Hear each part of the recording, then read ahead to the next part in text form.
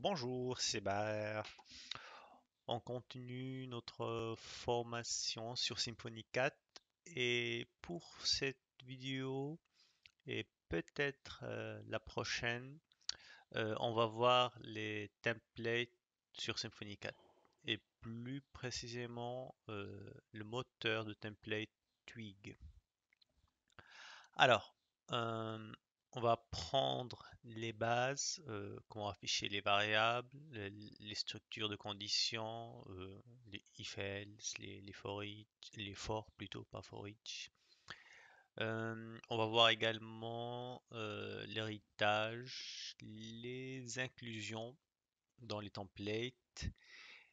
Également, si on aura un peu plus de temps, on va profiter de montrer comment utiliser Webpack encore, qui est déjà installé en fait sur Symfony 4 à partir de la version 0.0.3.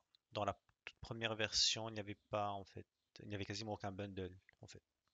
Très bien. Pardon. Alors, la première chose, comme d'habitude, est d'avoir la documentation officielle de Symfony à côté. C'est toujours bien de l'avoir. D'ailleurs, on va se baser en fait sur cette documentation et un petit peu du code dessus. Ensuite, pour ceux qui ont installé la toute première version de Symfony 4, ils ont dû installer le bundle Twig et l'ajouter euh, dans le fichier bundle.php. Donc, euh, alors, Twig bundle, voilà. Donc, c'est un bundle qu'il faut l'installer. Très bien. Encore une autre petite chose, je profite puisque nous sommes dans ce fichier bundle. Euh, En fait, il faut parler d'un outil puissant qui a été intégré par Symfony 4 et qui permet la gestion de l'installation de bundle. C'est l'outil Flex. Voilà.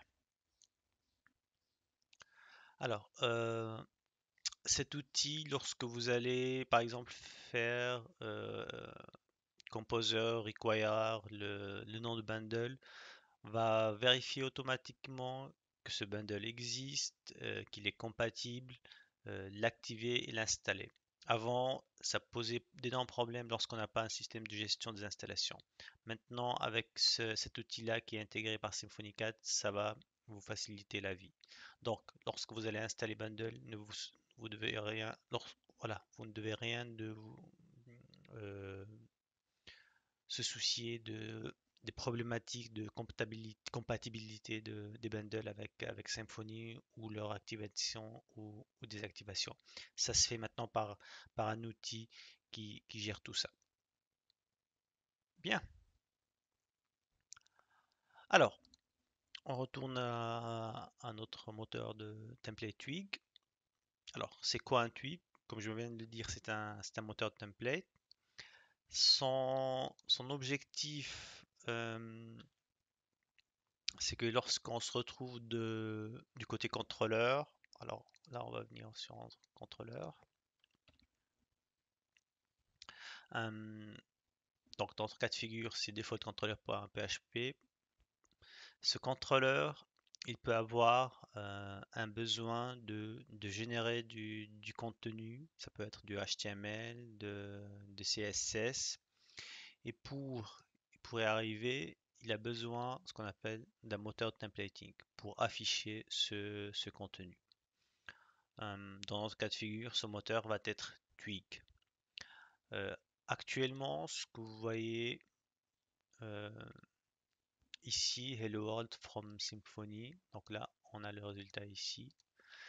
Ce qu'on fait, c'est juste, on envoie une réponse HTML. C'est juste un print de ce que vous voyez directement sur la page. Donc il n'y a pas vraiment une vraie génération HTML. Donc on peut rien générer. Bon, on peut faire si des éléments HTML, mais c'est pas vraiment une vraie page dans laquelle on peut aller très loin lorsqu'on veut créer notre design, par exemple design HTML et l'incorporer directement sur un Twig.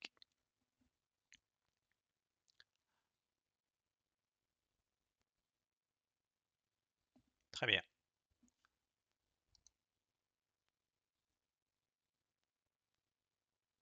Alors, pour utiliser un template, il faut déjà créer un.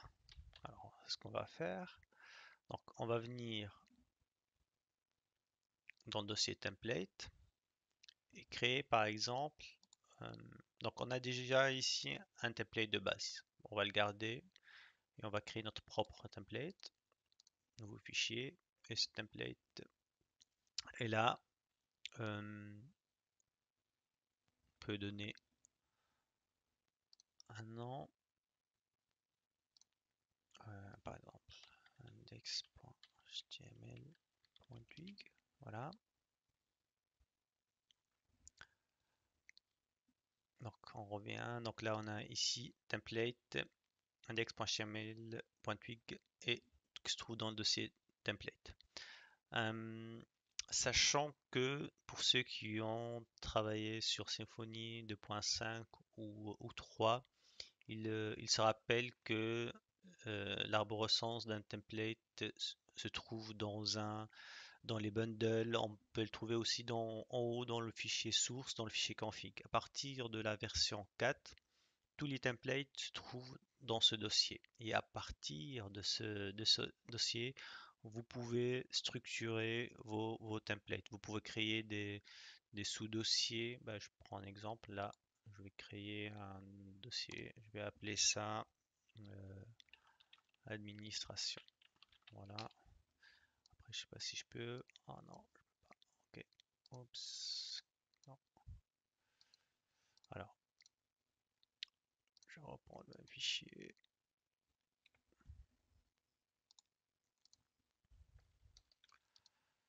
Tac. Créer le fichier ici. Voilà. Et on enlève ce petit index delete file. Voilà. Donc là, on peut créer des dossiers, on peut créer notre arborescence dans un seul et unique dossier qui s'appelle templates. Et encore une fois, Symfony 4 vous donne la liberté d'organiser comme vous le voulez vos fichiers. Alors, ce fichier est créé. On va commencer par un simple HTML. On va faire du div, oups, et puis on va dire hello Mr. Smith, tout simplement. Alors, comment maintenant on va afficher ce template? On doit tout simplement retourner vers notre contrôleur, donc default controller, et on va juste ajouter, ou plutôt hériter d'une classe qui s'appelle, c'est une nouvelle classe qui s'appelle abstract controller.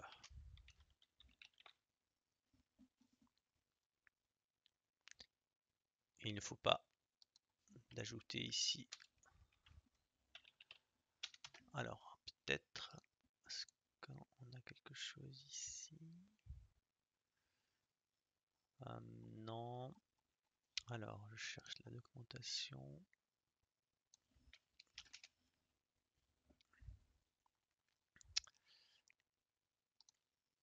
On va voir ici, donc on va faire extend. Avant c'était extend controller si je m'abuse. Abstract controller, comme ça on ne peut pas faire d'erreur. Et il faut ajouter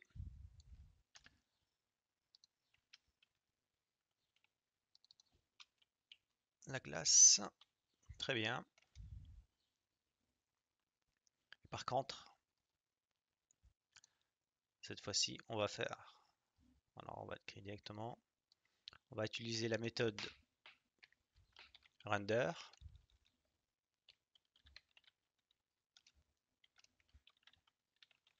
Et va mettre comme paramètre l'emplacement du fichier twig. Dans notre cas de figure, ça va être administration. Et puis le nom du fichier, ça va être index.html.twig. Alors, test, on va voir que ça marche ou non.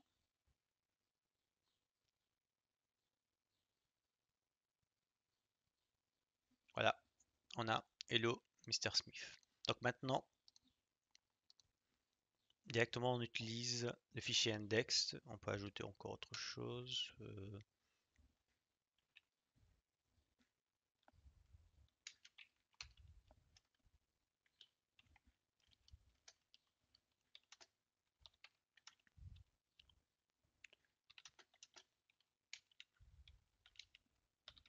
Voilà, on rafraîchit. Très bien. Donc tout maintenant s'affiche à partir d'un template. Excellent. Alors, on continue et on va voir maintenant comment envoyer les données depuis le contrôleur vers un template. Donc on l'a déjà vu ici dans notre exemple. Donc là, on va faire comme ça. On va déclarer une variable. On va dire name. On va mettre ça Smith. Et ensuite ici, dans la méthode render, on va ajouter un tableau. Et dans ce tableau, on aura les variables à ajouter.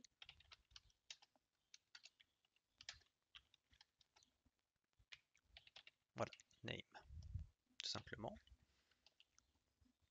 Et ici,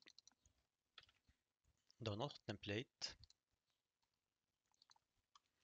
on va remplacer Smith par une variable. Une variable sur Twig, elle est affichée par deux accolades. Et un commentaire, pour ceux qui ne savent pas, donc c'est par accolade et dièse. Ceci.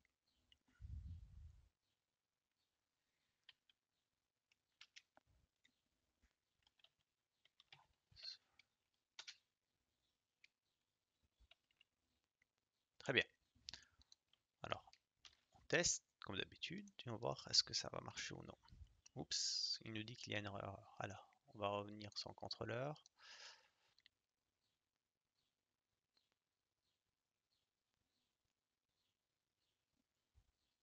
Oui. Donc, point virgule.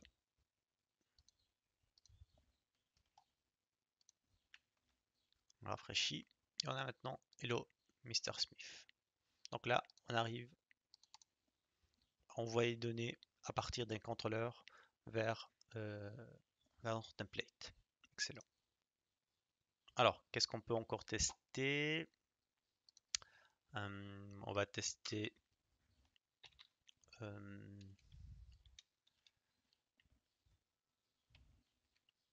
for each.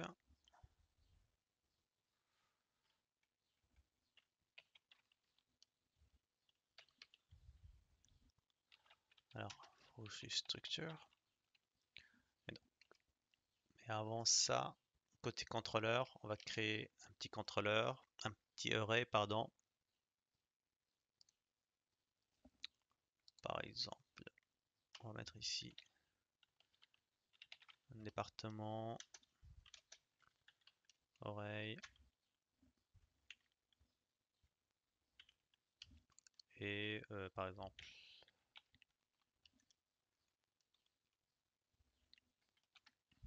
département IT.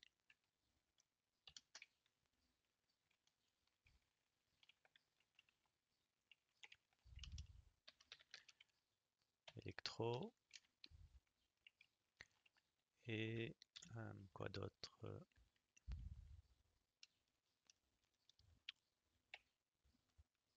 Mécanique par exemple.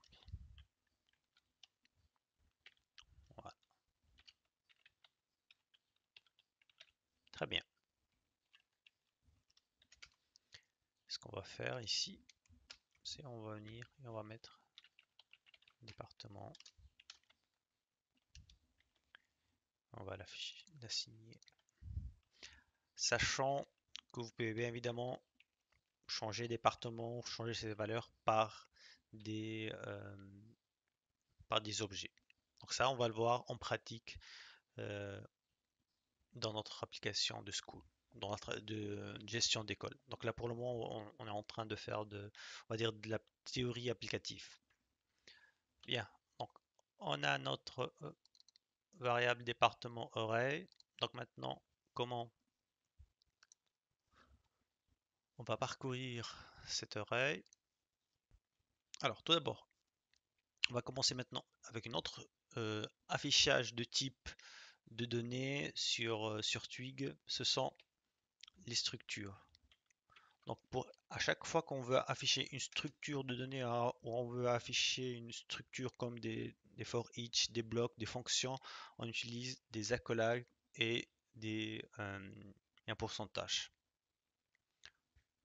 Alors, pour un for each, en réalité, en Twig, c'est un for, on va dire, for item in département. Donc ça, c'est la variable qu'on a créée. On va ajouter maintenant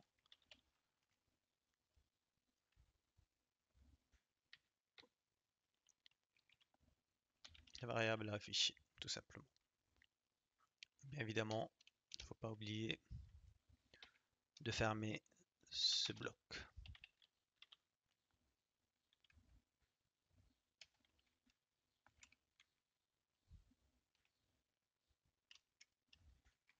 Voilà. Alors on teste. On a ici maintenant l'array qui est affiché par la structure for. Très bien. Qu'est-ce qu'on peut encore voir? Est-ce que Twig c'est intéressant? Alors on a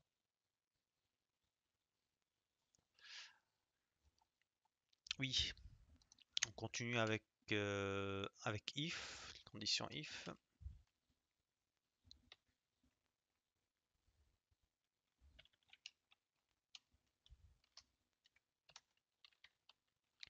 Condition. Alors cette fois-ci, ce qu'on peut faire, c'est de créer une variable du côté contrôleur. On va mettre ça par exemple.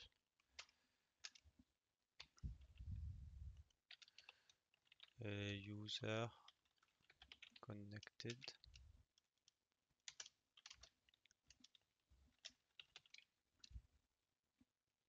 Ou plutôt teacher connected. Comme d'hab, on envoie cette information.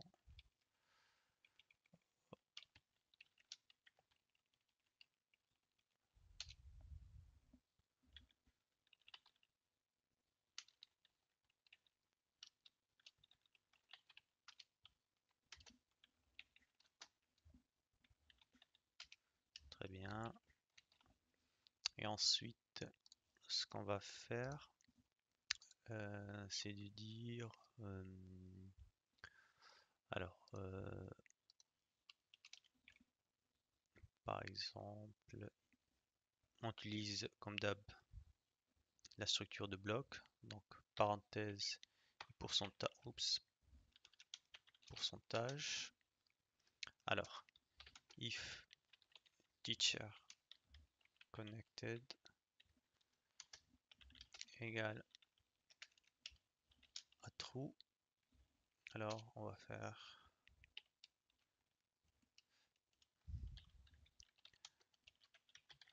hello teacher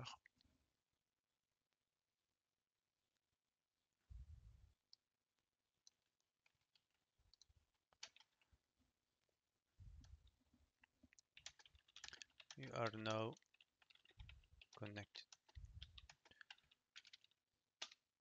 Voilà, très bien.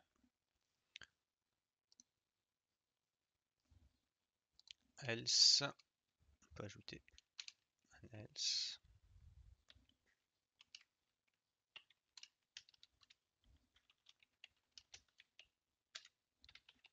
Else, on peut dire par exemple access is not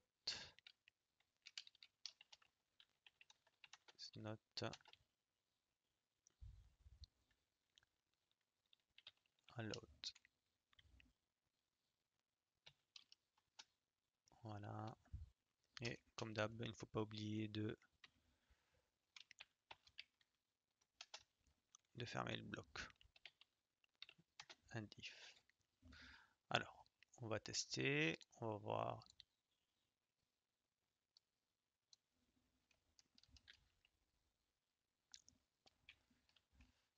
Hop.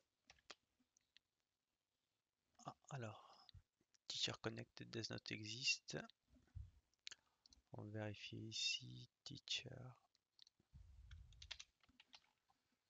Parce que maintenant ça existe. J'ai fait une erreur. Voilà. Oups. Ici.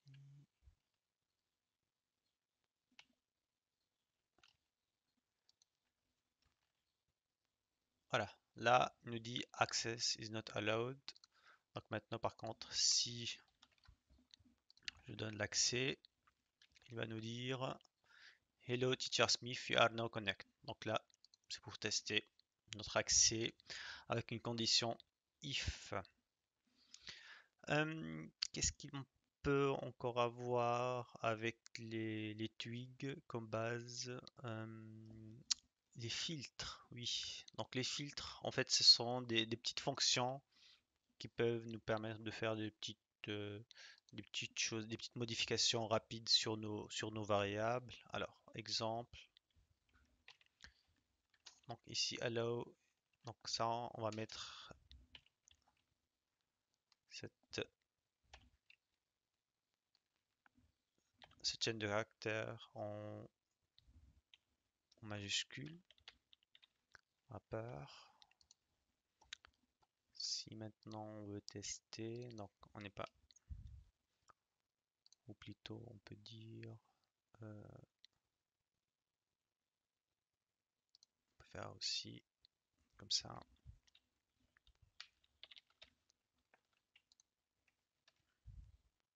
Voilà, hello Mr. Smith, ici on est déconnecté.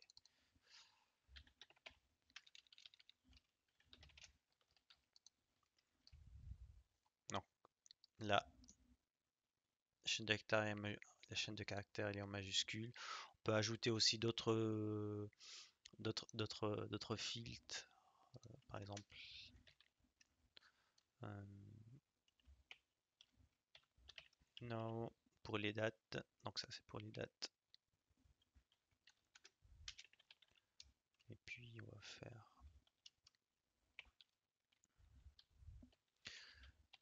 jour, mois et année. Voilà, donc voilà, ça ce sont les filtres que vous allez pas mal les utiliser. Ça vous facilite énormément en fait le travail euh, avec en fait pour mettre en forme votre twig. D'ailleurs, alors on a ici la liste des filtres proposés par défaut sur Twig. Très bien.